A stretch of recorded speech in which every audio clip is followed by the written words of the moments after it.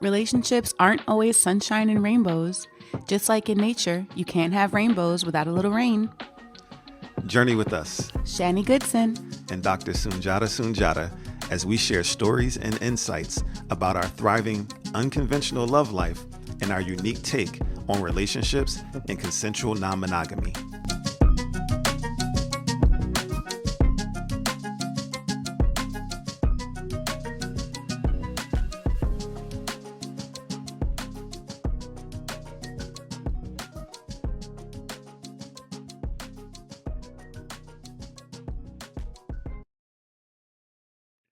Welcome back to episode 4 of SunShan Oh Rainbows. my gosh, episode 4 already. Halfway through season 2. Halfway through season 2. Hey, The people wanted us back. We back. Now you got 4 episodes. So yeah, here we are you once already again. got me thinking about season 3 now. Dang, what are we about to do? How are we about to upgrade it? As always, any feedback y'all have, any suggestions, we're open to hearing them. Yeah, I love to hear what y'all have to say. Yeah, yeah. So, what are we talking about today? First of all, how are you? I am feeling good. First of all, I'm feeling good because I just saw that it's going up to 70 degrees today, I and was actually outside on the deck and I was like, hold on, it's nice it's a today. beautiful day. And we're recording this, and is it considered winter yet? No, or is No, it it's not still winter yet. fall? I think we're still in late autumn, yeah. Okay, late autumn. And we actually have plans to like leave the house together today. So I'm definitely excited that that's like a little date energy. So when when the weather is nice outside, I'm Right. extra excited for it. Same. Both show. So I'm feeling good. I'm feeling good. How about you? How you feeling? Pretty good too. Feeling like, I feel like there was some ebbing and some flowing, and I feel like I was going like this, and I feel like I'm going like this, back on the Today alone, or are you saying recently? just, I feel like I'm on a trend. I feel like Okay. we're on an upward trend. Okay. Sometimes we go going like this. I Yeah. feel like this today. Oh, okay. Got it. I love it. Love to Yeah. hear it. Love to hear it. So what are we talking about? We are going to talk to y'all a little bit today about, so this is what the title is slated to be, why we're never getting married. I'm going to change that for myself to say why we're probably not going to get married because never is a hard word for me to use. He's like, we're never getting married. And it's probably right, to be honest with you, because I don't desire it. But never is like a strong word for me. So I'm going to say why we're probably not going to get married. Yeah. I can dig it. I can understand because things happen. Things happen in this world, so in this life, and you never know what circumstances may arise. So I understand why we should not say never, Yeah. but it's a better title, Yeah, and yeah, it'll probably definitely. probably get more of y'all to look. So we're gonna go with the title. Why we're never getting married, and quite frankly, I feel like I probably won't. So, but probably won't isn't a good title. I feel like I probably won't also, Yeah. but like he said, life be life and you never know what might happen. Any situation might come up where that might like necessitate marriage in some way, and I'm not like I'm never gonna do that because it's awful. It's not really like that. It's more like I've been married, so has he. It's more like been there, done that. Um, Needing to move on away from compulsory monogamy into more like authenticity and flexibility. I It's more my mean, energy. my thing is, I don't need the government being involved in my relationships. As I've come into a heightened awareness about, what all this is all about, what adulting is about, what relationships in terms of me being a polyamorous person that's non-monogamous is like, I don't necessarily need the government involved in my relationships and not even one. And then when I think about the hierarchy, we're gonna get into like that type of stuff. But yeah, I don't see it as necessary, even when it comes to the ideas around, well, what about insurance or what about, post life taking care of the people you love? There's ways to, do all those things outside of marriage in terms of, dotting I's and crossing T's, in terms of like assets and resources and all those things. So more so lean towards figuring out how to, do those things outside of the law of marriage. I think for me, I would only get married if I needed the government to be involved for some reason. And there are reasons why you might need like the establishment to recognize your relationship. Like for example, when I moved abroad, I moved to the Middle East. I had to be married to bring my husband. Like we had to be married. There was no way around it. So it's like I actually know a handful of people who got married just for that. Mhm. So if there was a reason why I needed the government to be involved, I might consider it if that makes sense. But like Understood. I wouldn't do it for like love purposes. I wouldn't do it because I was trying to like show commitment or dedication to you in some way. It would definitely be for some practical reason Yeah. if I was going to do it. So we've both been married before. Hmm. And I think we both have kind of evolved as far as what we think marriage means. Um, I know for me, marriage never really meant that much to me. I think I talked about this in a previous episode, but my ex wanted to get married as soon as I got pregnant with our first child. And I was like, why? Why would we do that? And it wasn't until I was like well into my pregnancy that I was like, fine, let's get married because it just made more sense, especially after my daughter was born and we had to go through all of this process of establishing paternity. If you're married, you don't need to do that.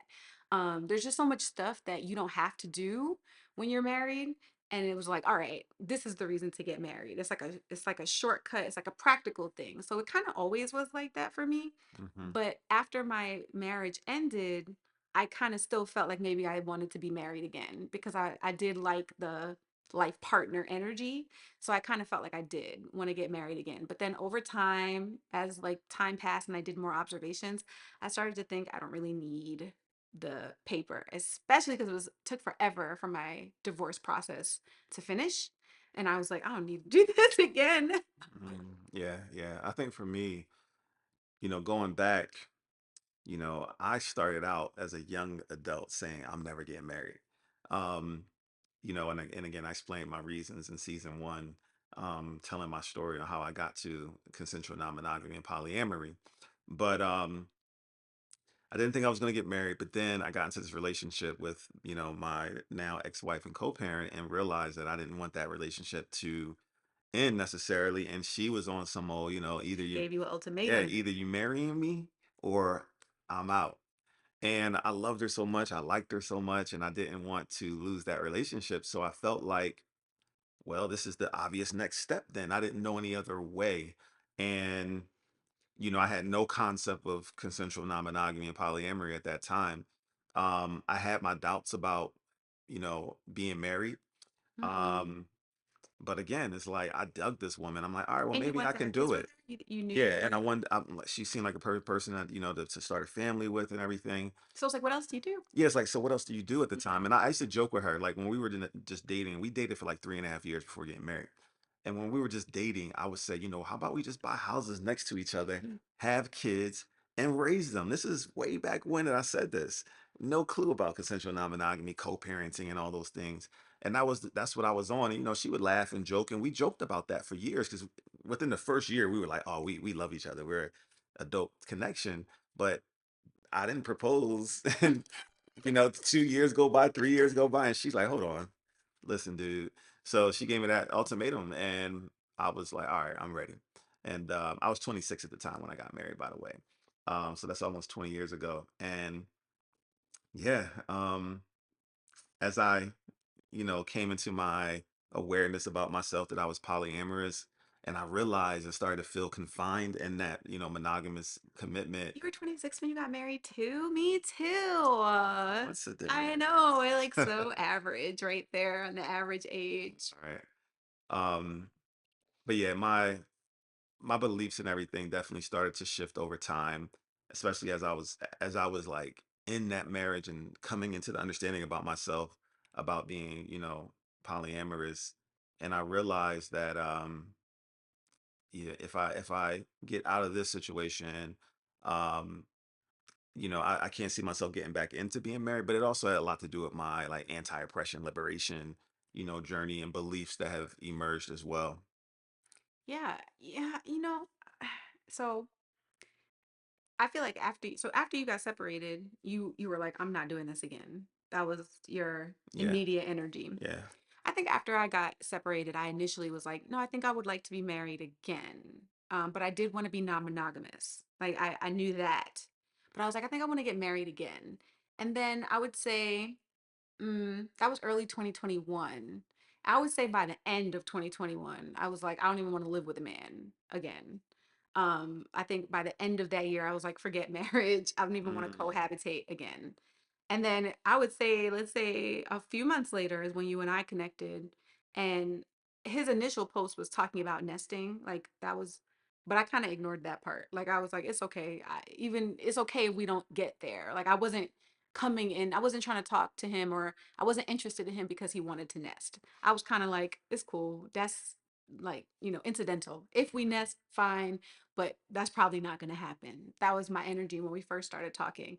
Um, but then alignment, I was like, ooh, I want to spend more time with you. And so it made more sense for us to nest. Yeah. I feel like the reason I'm off marriage now is one, for all intents and purposes, I feel married. Like I feel like I have commitment. I feel like we share a lot of life practicalities. I feel like I love you. I feel like we do a lot of things together. I feel perfectly married without being married, Mm. if that makes sense. So what does married mean to you then? I think How for do you a lot of define it people, based on saying you feel married? How do you define it? I feel like a lot of people want the commitment of marriage. They want the knowing that somebody's going to like love them unconditionally. I don't think a lot of marriages are like that, by the way, but I think that's what people want. Like they want to feel committed, they want to feel loved, they want to feel mm, like they have somebody who they can depend on. They want to feel those types of things. Like you have like a partner, right? Yeah. Like you have a rider, and I feel like that. Yeah. So I don't need this like idea of when till death do us part energy. Like I don't need you to like put that in stone. I feel like that's a part of being married, though. I feel like when you say I feel married, I feel like up to death to his part. But of course, because it was, that term is based on the conventional monogamous way of relating. But I get what you mean. I'm just joking a little bit, but I definitely get what you mean when you say you feel married. I feel like there's a Um, home to come to. I feel like mhm. when I come home, you're here and you're home to me. So that feels married. Yeah, I imagine that a lot of like, if anyone monogamous is watching this, they'll probably be like, no, you're not, because you're dating and relating with other people as well, and that's not marriage And anymore. they will also say, and y'all not married because you're not married, right? You got a marriage certificate, you're not Right, married. I see right, that all the time. You single till you married, right? right. All of that. So yeah, And that's fine. Y'all can have, everybody can have their opinion. I mhm, think we're just doing what works for us. yeah. And for me, I'm I'm good. I'm So good on the I marriage. got another question. You mentioned that when you first got divorced, you were like, yeah, I can see myself being married again. But then like a year later, you're like, I don't ever want to live with a man again. What changed in that time? Just like observations and just, to be honest, I didn't find myself missing the husband. I felt myself missing some parts of having a husband, but I didn't find myself, I thought I was going to miss it. Like I thought I was going to miss having a husband. And as time passed, I didn't. Like I felt relieved. So I was like, I'm not gonna go. And I felt even more relieved once we were fully, like once the divorce process was completely done. I felt so much more relief that I was like, oh, I don't even want to do this again. Like I don't even want to Got it. put myself through this again. I don't need this. Okay. I'll set up my own agreements in a relationship that will still give me the what I want, what I'm yearning for without the marriage, Okay. without the vows and the going through all of the rigmarole, etc. Yeah, yeah. Hope you're enjoying this episode. Let's take a quick break to tell you about something that we've been working on. We're excited to announce our course and coaching program, Relationship Bliss, where we help polyamorous people transform their relationships into highly compatible, peaceful, deeply aligned, and blissful partnerships. We do this by sharing techniques for effective communication, deeper connection, and conflict resolution. The program offers a self paced course with 5 learning modules, 25 training videos, and live virtual coaching sessions with us, Shani and Sunjata. Learn more at go-growdialogue.com. Thanks for listening. Now back to the show. Okay, that makes sense. I think for me, that was right around the time when I started doing a lot of my theory of indivisibility work, which is I created this body of work that I call my theory of indivisibility. I've written about it. And I have a podcast about it. And basically, it's all about um, interrogating social systems and talking about how oppression lies within our current conventional dominant social systems. And prior to doing that work, I had spent years studying systems thinking. And, systems thinking is just it's a framework, a language, a tool set, a way to understand the underlying root causes of the way things work in the world. Our social systems, for example, but we also have a bunch of different systems like natural systems, etc. But our social systems, like marriage, for example, marriage is a social system. It's a social construct. And a part of that work was doing research into like how all these systems emerge, how they evolve, where did they start? And I did a lot of time researching a whole lot of different social systems, actually all the systems, natural as well, and how they started and why. What were the environmental, what were the conditions that brought these systems about? And with that research, I decided that I was walking away from a lot of systems. I no longer wanted to be a part of systems that I felt like were rooted in power over and control, and marriage being one of them. I feel like marriage is definitely rooted in ownership for sure, Hmm. right? When you are Hmm. married to somebody, you have this tendency to feel like you own them and their time, and that you have like first dibs on them Hmm. in a lot of ways. Yeah. So I agree with you And in that way. patriarchy. And marriage was born out of patriarchy. Yeah.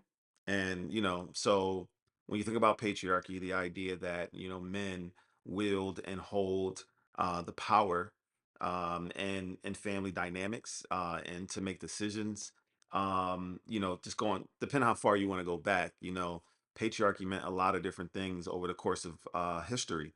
But basically, it just gave power and control to men to make decisions for women and children, to oppress women and children and non-men in a lot of ways for the sake of order in society.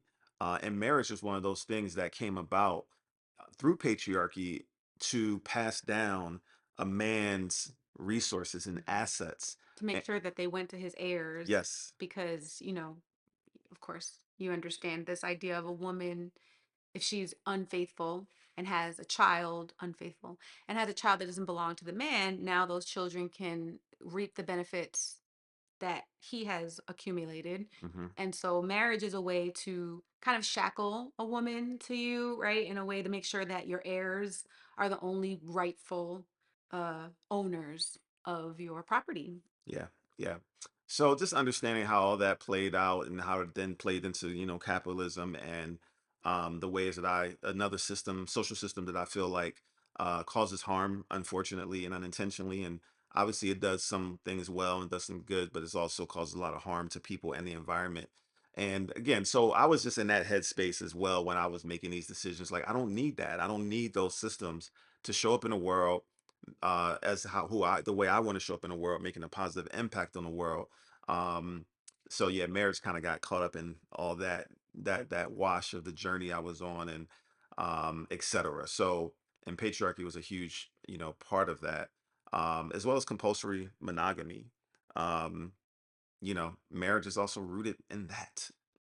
In compulsory monogamy, Yeah.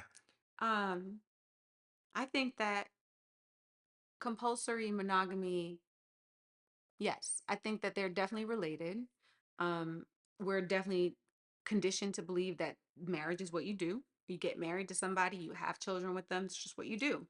You climb the escalator, and then you have your nuclear family, which I think we talked about maybe a couple episodes ago, that's kind of rooted in colonization, right? This pushing of the nuclear family, because if you go back to, thousands of years ago to indigenous cultures in Africa, in Asia, in North America, and in Europe also, I'm sure, but I don't know that about that one as much.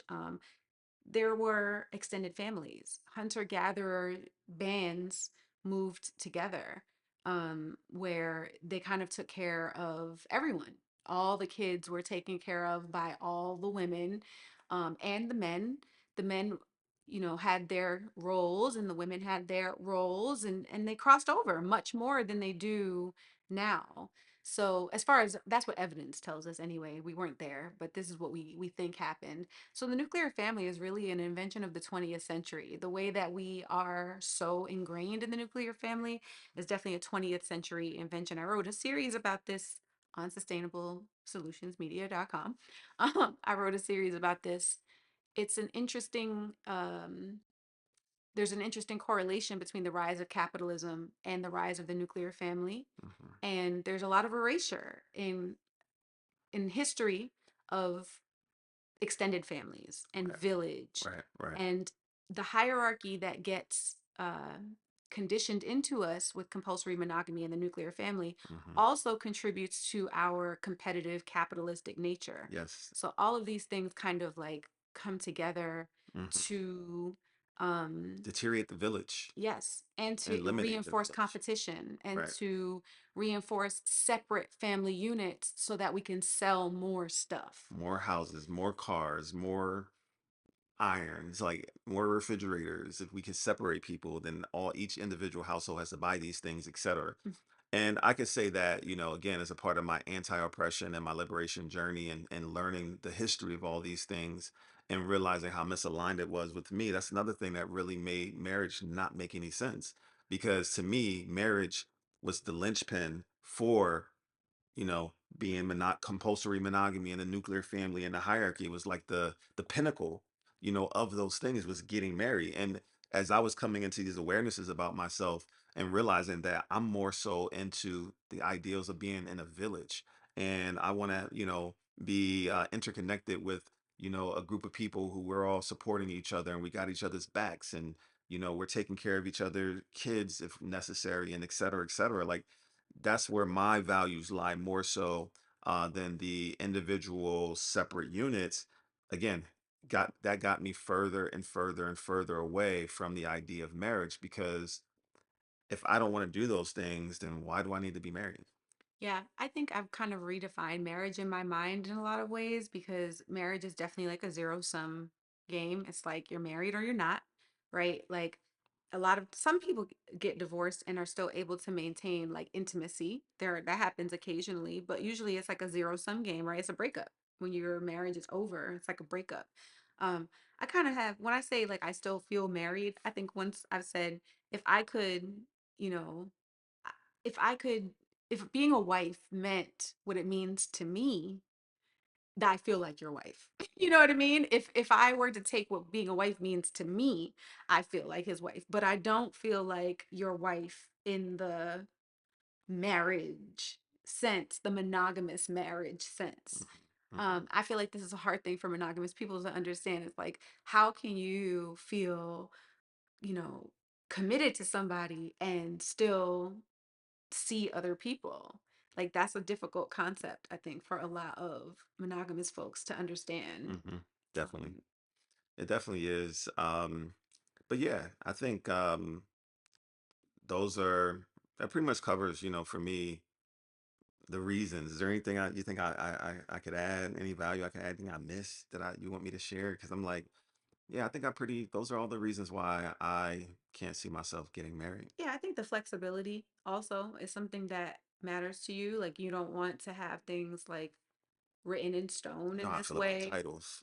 Right. You don't want to have things written in stone in this way. Like we're similar in that we don't like it when the structure of the relationship is what determines our interaction, Hmm. right? We're more about the relational aspects, like the foundation, the relational foundation instead of the structural Yeah, foundation. yeah, and the ways that we organically align, Right. not trying to fit into a certain box because once you jump into a certain box, there's certain expectations.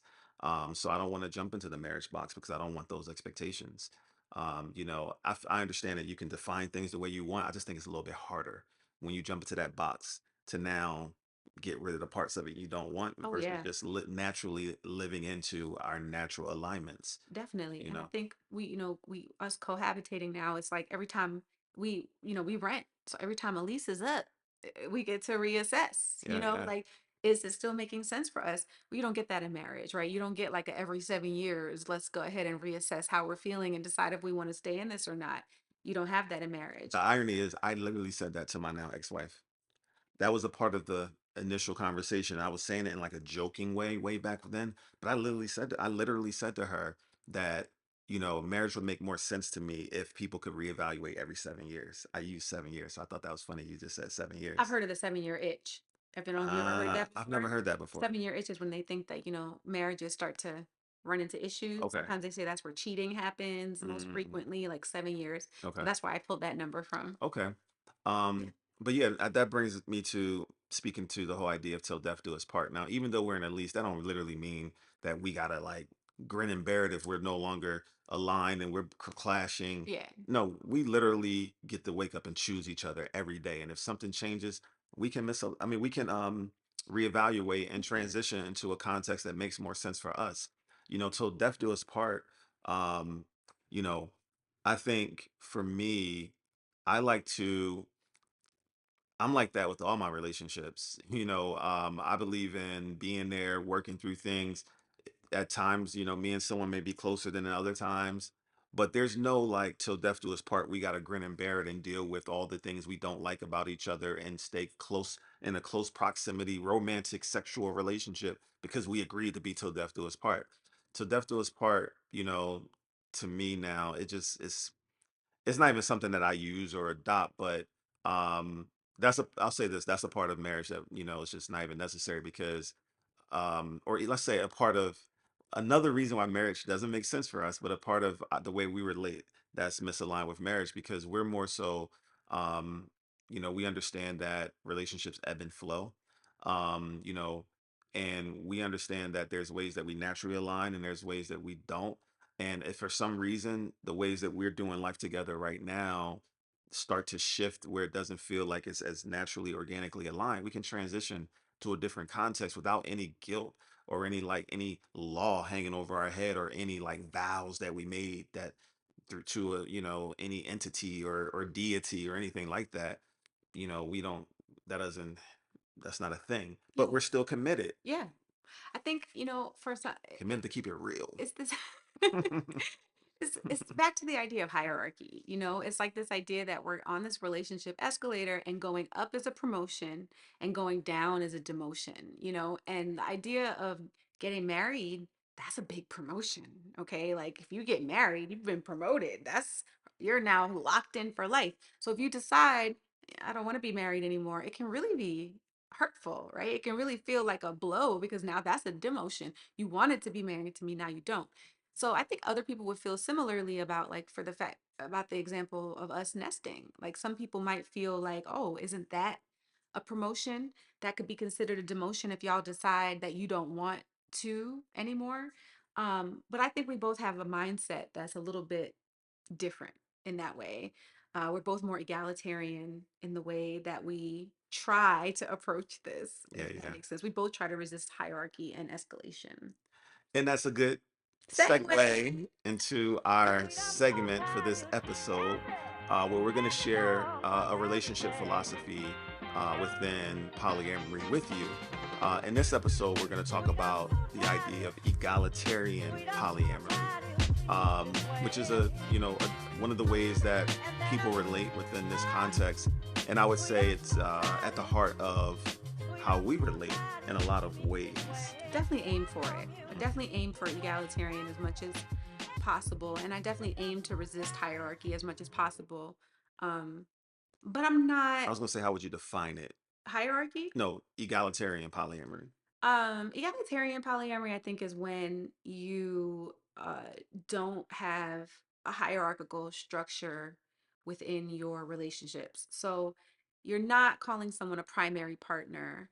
You're not calling someone, a secondary partner, etc. You kind of try to keep everyone on the same rung of the ladder as much as you can. But I'm not ignorant to the fact that hierarchy kind of can creep in there in different ways. Yeah, yeah.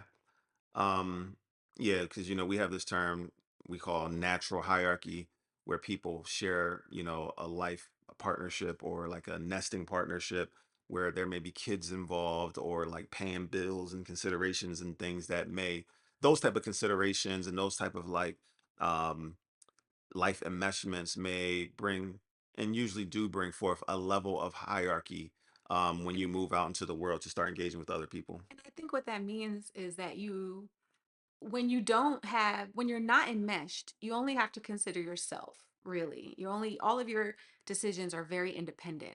But when you're a bit more enmeshed and you've decided to kind of tether yourself to someone by nesting, by sharing practical life things, you kind of have to consider them also more than you would have if you had just stayed like solo polyamory, you know? Right. Um, So yeah, so based on, all the things you all have just heard about me in this episode about my whole liberation and anti-oppression walk, I'm sure you can imagine that it only made sense for me to want to engage in a form of, egalitarian polyamory. Because I just don't believe that I love one person more than the other person. One person is more important or primary. I do not like using that type of language Me about either. my loves. Like, my primary partner or my Mm-mm, secondary mm-mm, partner mm-mm. and things like that. For me, I like to speak and think in the language of alignment, and I understand that every relationship is its own relationship, and that me and that person in that relationship are going to have our alignments and our misalignments, and they're going to be on the spectrum. It's from high to low for whatever reason, and that's one relationship, and this is the next. I don't need to compare, weigh. I just accept each relationship for what it is, and I'm grateful for each relationship for what it is. And so that's how I like to move. Yeah, I think you do that too. I think like, you know, um, you can have, when it comes to hierarchy, I think people think it has to do with priority, right? Like this idea of prioritization or priority. And I think we all are trying to just prioritize what is most aligned in some ways. So like sometimes I'll see people saying there is hierarchy in that relationship because, you know, I'm new in this relationship. If I'm in a new relationship with somebody and they prioritize their old partner, I don't know if I would consider that like prioritizing. You know what I mean? Because there's history there. There's alignment there that's already established. So this term, like this idea of hierarchy, it can be very complicated. I wrote about this also. Okay. I didn't mention this, but I wrote about it. It's called Hierarchy and Polyamory. Check it out if you're interested in like the types of nuance that we're talking about here, because it gets complicated. People can, hierarchy is basically one relationship limiting another. And it's that can get very like dicey, that can get very sensitive. Yeah, um, we try to avoid it. And I think that's a huge reason why we wouldn't get married, because that would immediately put somebody at the top of a hierarchy, wouldn't it? yeah, it would. It would. That's a good place to wrap things up. And I feel like we've given you all some insights into why we're never, I mean, probably not gonna get married. Yeah, we're not getting married. And some information about the relationship philosophy of egalitarian polyamory. So hopefully you took away some nuggets of information and you learned some things, and maybe you were slightly entertained as well. But as always, we appreciate you all for being with us and riding with us and continuing to vibe with us. And until next time, we love y'all. Peace. That's a wrap for this episode of SunShan Rainbows. We hope today's conversation sparked some new insights, deep reflections, or just gave you a fresh perspective on love and connection. We'd love to hear your thoughts. Drop us a comment, send us your questions, or share your own experiences. We might even feature them in a future episode. And don't forget to subscribe to SunShan and Rainbows on YouTube and your favorite podcast platform so you never miss an episode. And if you're vibing with us, please like, comment, share, and leave a review. It helps others find the show and keeps these conversations going. Want more Sunshine and Rainbows? Follow us on Instagram, Facebook, and TikTok at Sunshine Rainbows for daily insights, behind the scenes moments, and updates on future episodes. Until next time, We we love y'all. Peace.